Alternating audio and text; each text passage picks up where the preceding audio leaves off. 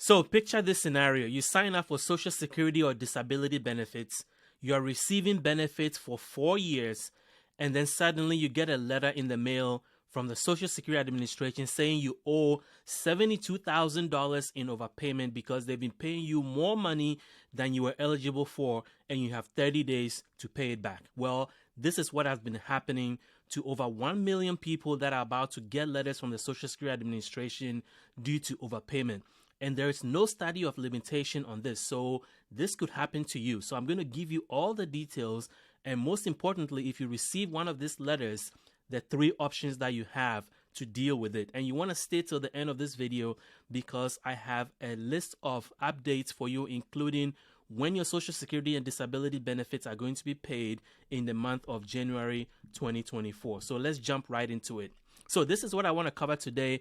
And one of the big items that is on my list is the Hot Food Act. If you're on food stamps, this is good news. There's a bipartisan legislation that is going through Congress right now that will allow people on food stamps to use their benefits to buy hot food at grocery stores. So this is a big deal. So I am going to cover that also. So let's start with this bombshell CBS report about Social Security and disability benefits overpayment.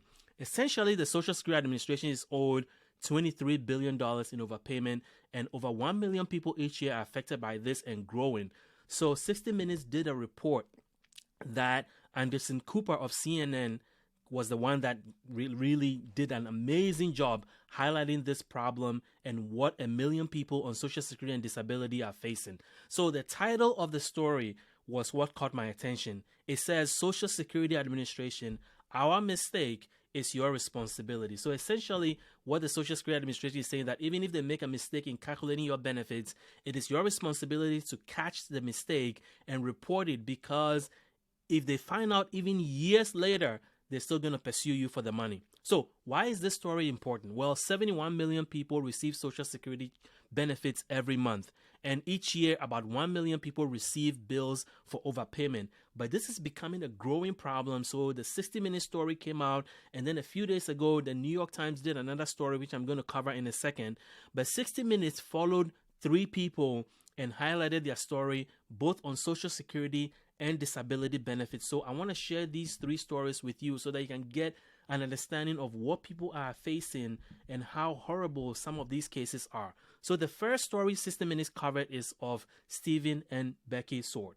So they live in Chicago and they are both in their 60s. And here's what happened. So the husband, Stephen, got ill and got on Social Security disability benefits.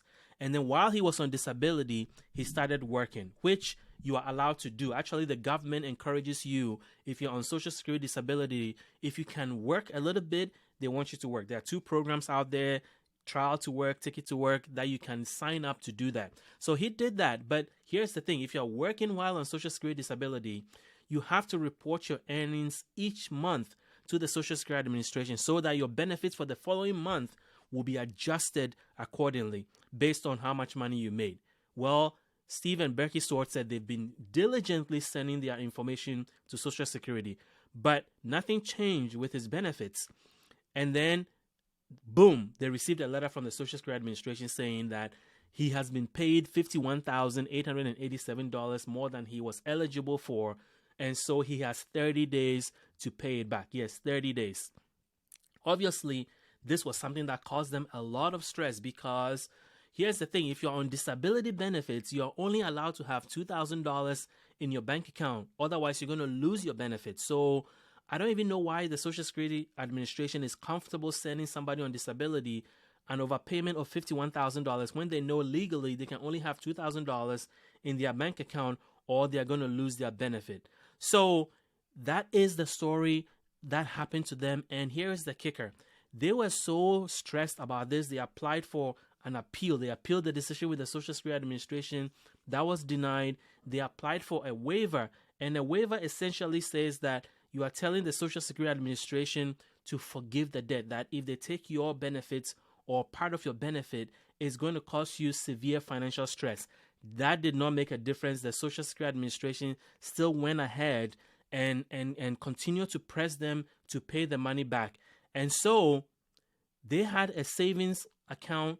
their total savings for retirement of about $61,000.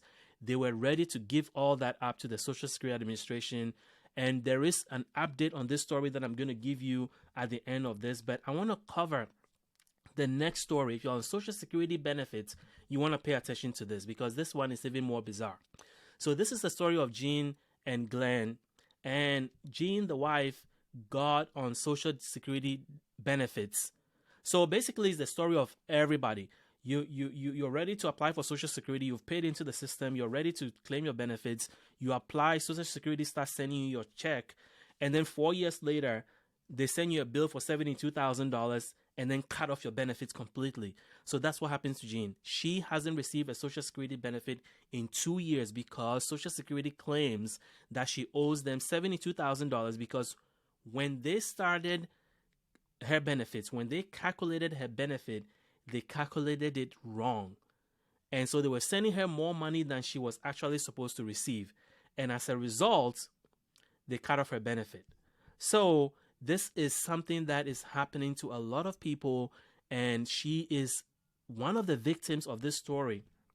And obviously, without her benefit, what is she supposed to do?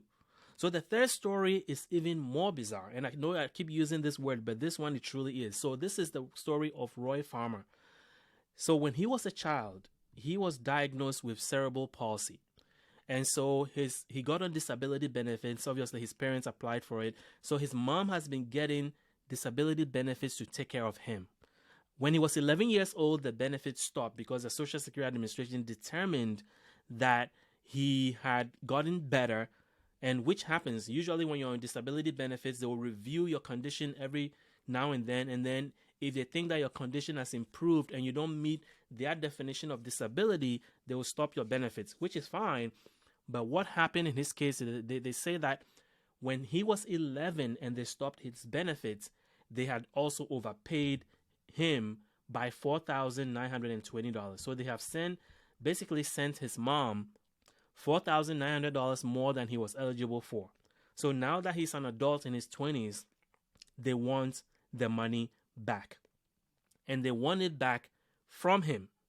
They've determined that he's working and he can afford it, so they are trying to get the money from him. And so this is one of the things that has been happening, is that people are being sent overpayment notices for money that they claim to have owed while they were children. Bizarre. So if you like the video so far, if you like what you're hearing so far, I want to jump in here and ask you to hit the like button, because that will mean that this video will be shown to more people. And if you're new to this channel, I want to encourage you to subscribe. We really appreciate your support. So let's jump right into the New York Times story, which is a bombshell report because they went even further than 60 Minutes did to try to get a good understanding of what's happening. And the title of the New York Times story is When Social Security Becomes a Debt Collector. Now, they highlighted 3 stories, but I'm going to share one with you, and then I'm going to tell you how this is possible and what you can do if you are one of the victims or you're one of the people that get this letter from the Social Security Administration. So the first story they did was a story of Cree Flowers. And here's what happened. So she got married recently, and out of just the goodness of her heart, she decided she wants to just log into the Social Security website and see what's happening with, her accumulated benefits. And she got a shock. She realized that there was a notice on her Social Security account that she owed $17,121.21. And this started the journey towards trying to figure this out, this horrible journey for her. So basically, initially, when she saw this, she thought, look, I am not calling Social Security. I'm not old enough to do that. So this must be fraud. Somebody may have gotten hold of my Social Security number and is claiming benefits or doing something illegal under my name. That's what she thought. Well, she was wrong. It turns out that there is more to the story than that. So basically, when she was 10 to 18 years old, her dad got on disability benefits. And when you get on disability, sometimes some of that also trickles down to your children. So she was receiving disability benefits. Basically, her mom was receiving disability benefits on her behalf and her sister's behalf, which obviously she was a child, so she wasn't really aware of that.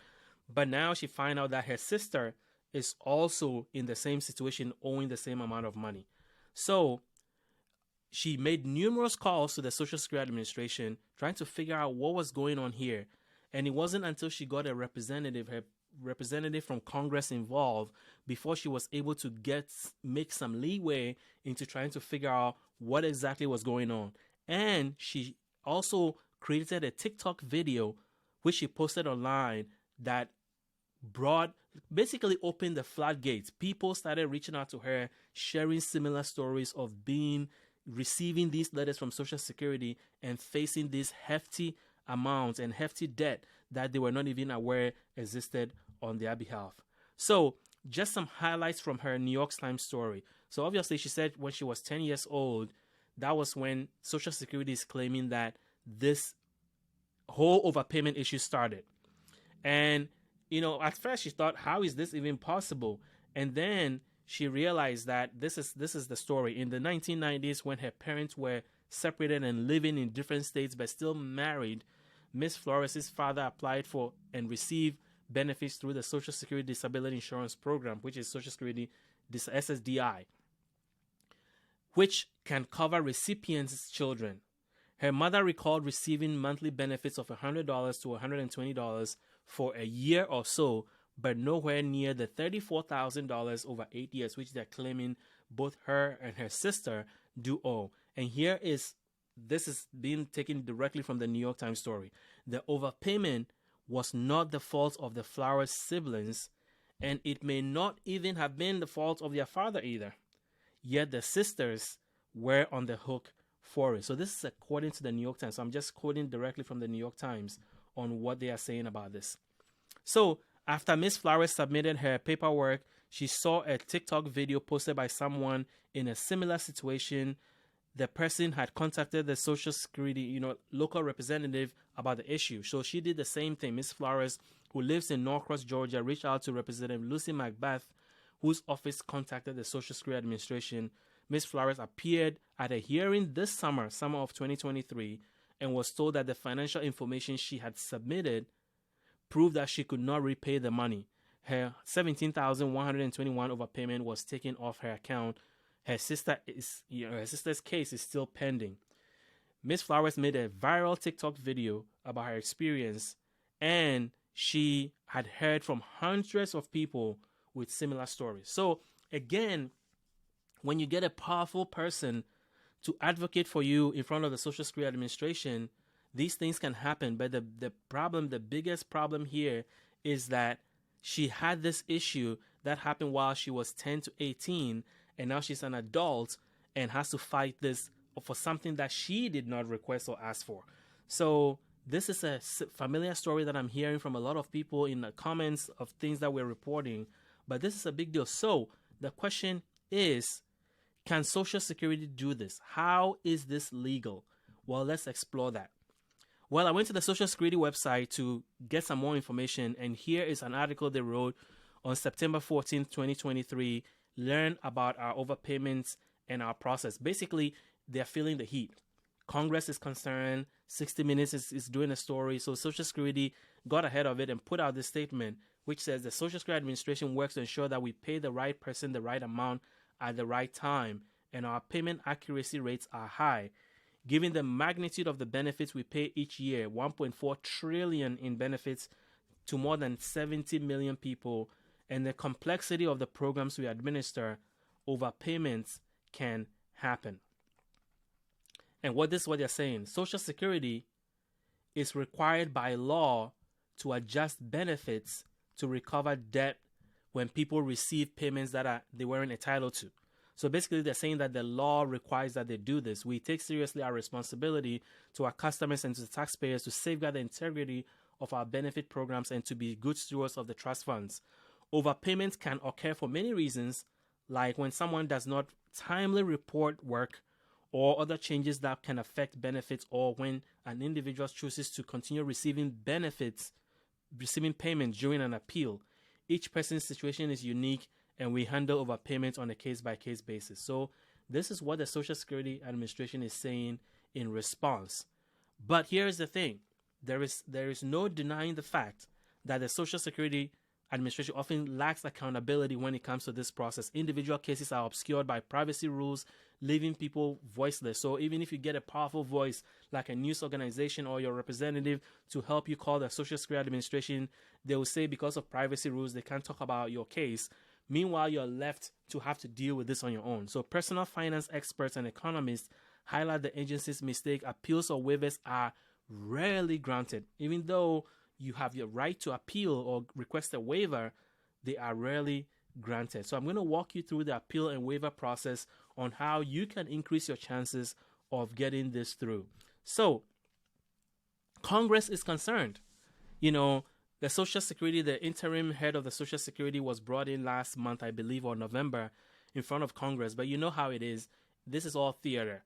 I feel like Congress is partly responsible. Actually, majority of the situation that the Social Security finds itself in right now with overpayments, I put it on Congress because they are the ones that haven't funded the Social Security Administration to get the equipment, to get the staffing, to get the technology they need to be able to run the program the way they should. So right now, as we speak, 71 million people, more people than ever, are receiving Social Security and disability benefits.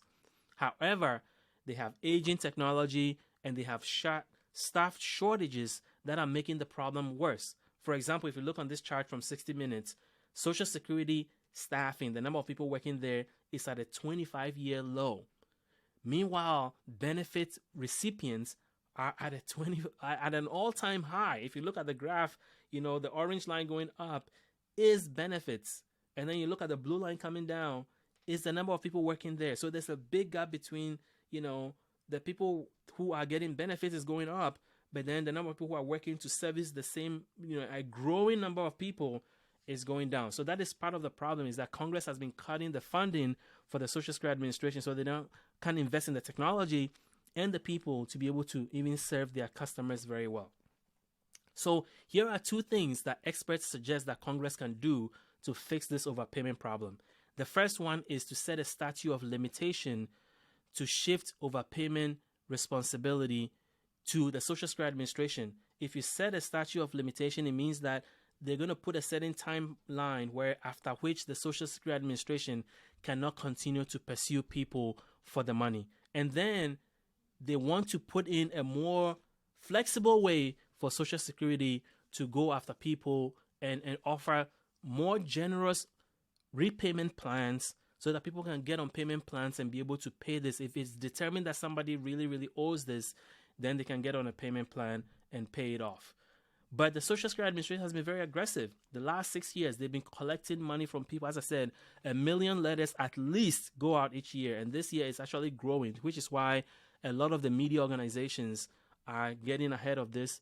The 60 Minutes, New York Times, because 2022 they collected $3.2554 billion, and there is still $23 billion left to collect. So even if you add up what they've collected from 2017 up until now, it's still not, it's less than what is still owed.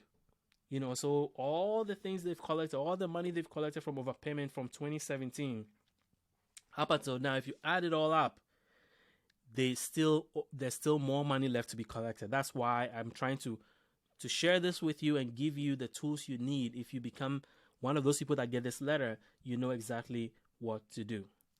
So here's a happy ending to that 60-minute story. I remember telling you that those 3 people were denied when they appealed to the Social Security Administration. They appealed for a waiver, and the waiver was also denied. But once 60 Minutes got involved, all 3 of them got their debt forgiven. So this is, that's good for those 3 people. But then the question is, what is happening to the millions of people who are finding themselves in the same situation and don't have powerful voices that are advocating for them? So here's an advice for people who get letters. Do not ignore it. Do not ignore it. You have to deal with it. So I'm going to tell you what you need to do to address this issue. If you receive one of these letters, here are the 3 options that you have to address a Social Security overpayment. Number 1, pay the money back. But as I said, if you're on disability benefits, you can only have $2,000 in your account. So I don't know how you're going to do that. But if you have the money, pay it back. If you agree with them, that you owe overpayment, they paid you more money than you deserve, then the easiest thing to make this go away is to pay it back. But like a lot of people who don't have the money sitting around to be able to make such a large payment in 30 days, your option is to appeal, and you have 60 days to appeal. But I'll tell you why you should not appeal. You should appeal faster than 60 days. And your other option is to request a waiver, which I'll talk about in a second. So the first thing is to pay it back. You can go on the Social Security website within 30 days of receiving that letter and pay it back, and then this will all go away. They have options for you. You can go to pay.gov to make that payment, or you can call Social Security to arrange for payment over the phone, and they will walk you through the process of what you need to do. But as I mentioned, if you cannot pay it back, then you have to file an appeal, which you can do online, and I'll walk you through the appeal process shortly. And then the next option is to request a waiver, which is essentially saying that you cannot pay the money back. That if they take all of your benefits or some of your benefits, it will cause you severe financial problems, and so you cannot pay it back. And that is the waiver process, and you're entitled to do that at any time during this process. So, why should you appeal? Well, the first reason is that the Social Security sometimes makes mistakes in their calculation. So you want to understand specifically why did this happen and then build your case. But the letter you're going to get is going to tell you to appeal within 60 days. But here's the thing. If you file your appeal within 30 days, it will stop all collection efforts against you. But if they receive your letter, your appeal in 60 days, after 30 days of sending you the letter, they can start collecting against you, which means that they can intercept your tax returns, they can take all your benefits, your Social Security or disability benefits, or some of it to pay it back. And as I've reported in some of these stories, some people have had their benefits taken for 2 years to pay it back. So it is something that happens. So if you want to avoid them initiating collection efforts against you, you have 30 days from receiving the letter to file your appeal. And before you do that, before you file the appeal, make sure that you're ready. Go to the Social Security Administration or call them and get details about what happened. Why do I owe this money? When did this start? When is the official date at which you are telling me that I owed this money? How long has this been going on? And all that, so that you can get a good understanding of what they are charging you with and why. And then you can prepare your own argument on sometimes even referencing the Social Security Operations Manual, trying to make sure that you're equipped with the facts so that you can file the appeal and make sure that your appeal is strong. Now, when you appeal, here's one of three things that could happen. It will take about 4 weeks for them to make a decision or more, and then you will receive one of three decisions. One, if they agree with you, then good. Then this issue will go away. If they don't, they may request additional information from you based on what you provided.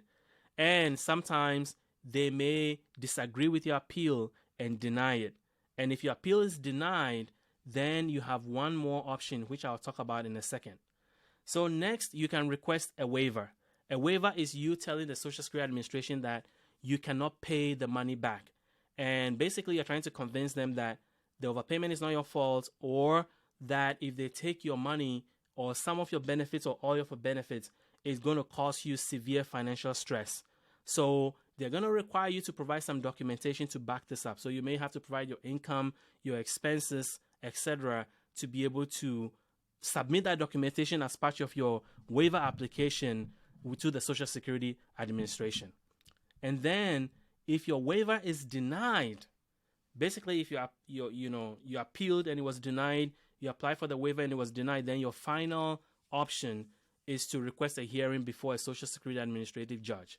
And this is a legal proceeding, so you might want to get an attorney that will help you to be able to put together your case so that you can file a strong case and have an attorney that deals with overpayments before the Social Security Administration so that they can speak the language of the court and be able to put together a good appeal for you. So, next I want to talk about the Hot Food Act. This is one of the most exciting legislations that has happened for food stamps in a long time. As you may know, currently if you're on food stamps, you cannot use your benefits to buy hot food.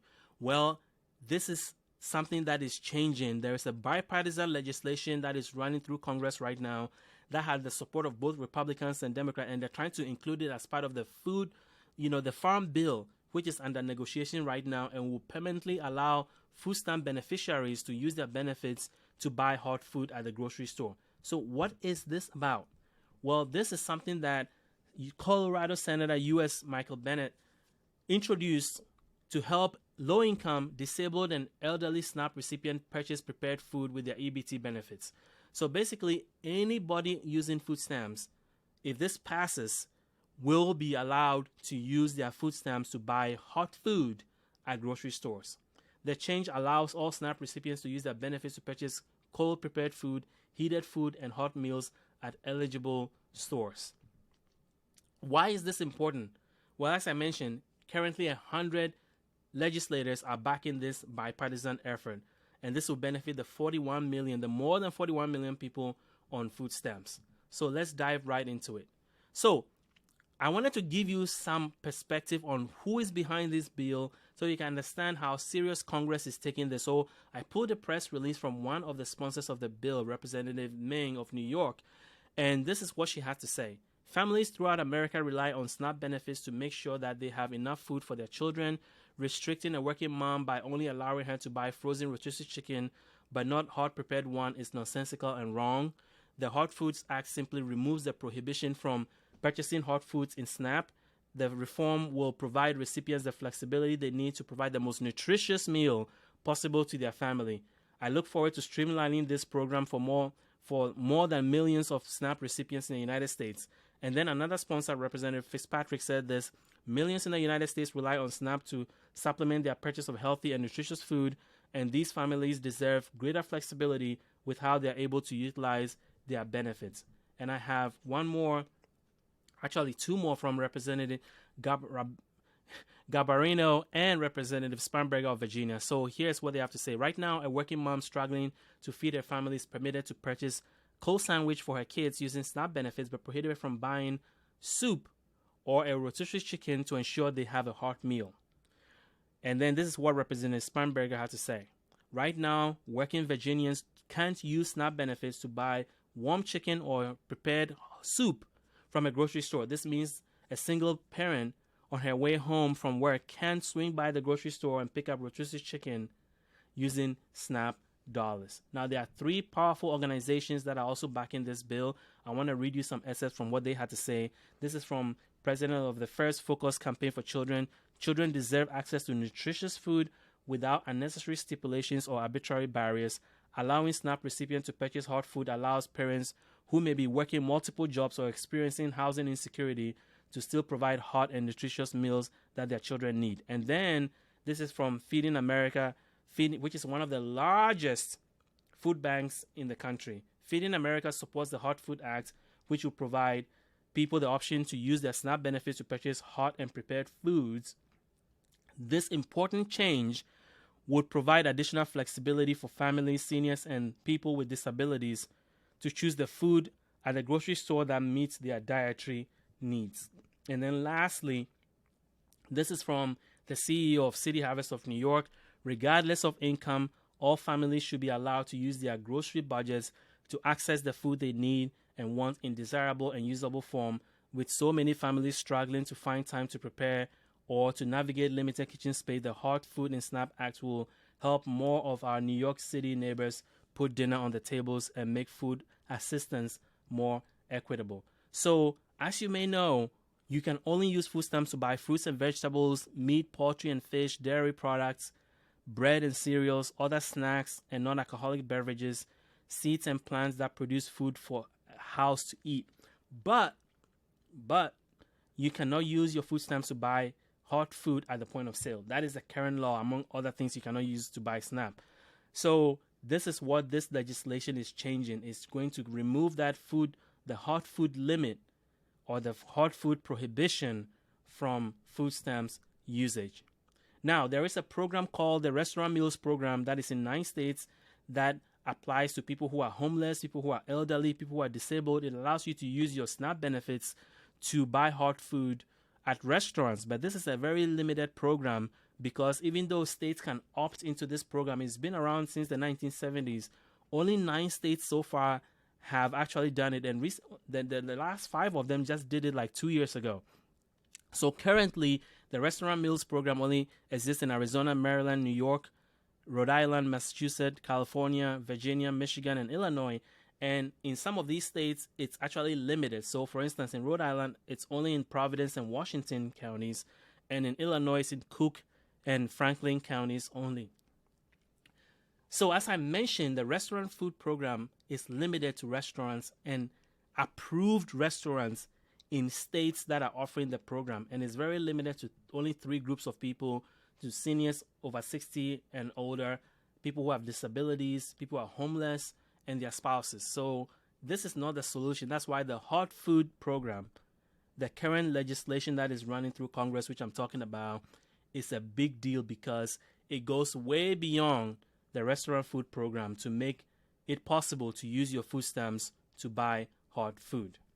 So this is what the senator had to say about this.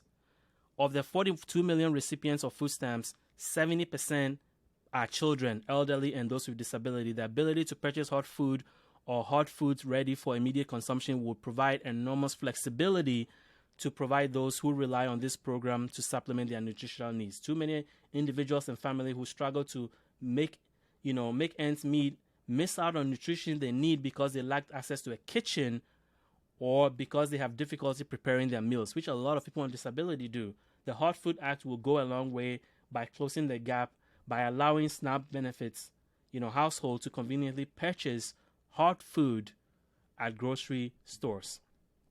So this is part of the Farm Bill. It was supposed to have been done by the end of the year, but it's going to be kicked into 2024, the first quarter. So hopefully, because this has a bipartisan feel to it, hopefully it will be included in the Farm Bill, it will pass, and it becomes a permanent program because the Farm Bill is authorized every 5 years. So at least it's going to run for another 5 years. And with all benefits program, once they put it in, it's hard to take out. But it's the getting it passed, which is the problem. And now that this is a bipartisan bill, I have very, very good feeling about this, that it will pass. So that is the update on this. So what do you think? What do you think about the Hot Foods Act? Is that going to help you? Is that going to change the way you use SNAP benefits? Do you know somebody that is on SNAP that will benefit from this? I want to hear from you in the comment section below. And let's get finally to payment dates for food stamps. Payment dates for Social Security in January 2024. So the first round of payments are going to hit soon. So let me just explain quickly how the payment schedule works. If you're on Social Security or SSDI, then you know that your payments are on a specific birthday and a specific Wednesday. So if your birthday is between the 1st and the 10th of the month, you will get your Social Security or SSDI benefits on the second Wednesday of the month. If your birthday is between the 11th and the 20th, you will get it on the third Wednesday of the month. And if your birthday is between the 21st and the 31st, you will get your benefits on the fourth Wednesday of the month. If you're on SSI, Supplemental Security Income, you usually get your benefits on the first of the month unless it's on a weekend or a holiday, which just happened and I'll explain. And then there's a third category of beneficiaries. If you live outside the U.S., if you receive both Social Security and SSI, if your state pays for your Medicare premiums, and you file for Social Security before 1997, your benefits are sent on the third of the month. So here is the schedule. If you're on Social Security and SSDI, January 10th is when you're going to get your payment if your birthday falls between the 1st and the 10th of the month. January 17th is when you get your payments if your birthday falls between the 11th and the 20th. And if you're on SSI, Social Security, and SSDI, January 24th is your payment date if your birthday falls between the 21st and the 31st of the month. If you're on SSI, you should have received your benefits on Friday, December 29th, because your usual date, which is January 1st, which was yesterday or the day before, that was a holiday. January 1st is a holiday, so Social Security does not pay benefits during holidays or weekends. So your benefits should have been paid the weekday before, which is Friday, the 29th of December. Excuse me. And for those of you who live outside the U.S., you receive both Social Security and SSI, your state pays for your premium, or you filed for Social Security before 1997, you are going to receive your benefits on Wednesday, January the 3rd. So, if you're on SSI benefits, because you've received your payments already, there will be no January payment for SSI because your January payment would have been paid in December. Now, if you don't receive your benefits at all, here's what to do. Sometimes it's because of overpayment, which I just talked about, or maybe your benefits was canceled. You may not know, but before you do anything, wait 3 business days, because there may be just an issue with your bank, with the transfer from Social Security. So this is the advice of Social Security Administration. Wait 3 days. If your benefits does not come in after those 3 days, after your payment due date, then contact the Social Security Administration at 1-800-772-1213, or you can go online if you have a My Social Security account to see what's happening, or you can go to your local Social Security office and check on your benefits. So that is what I have for you today. Please like the video so that this video will be shown to more people. If you are new to this channel, I want to urge you to subscribe, because we appreciate your support in helping us grow this channel. And that is all I have for you today. If you have any questions, let us know in the comment section. Until I see you in the next video, thank you.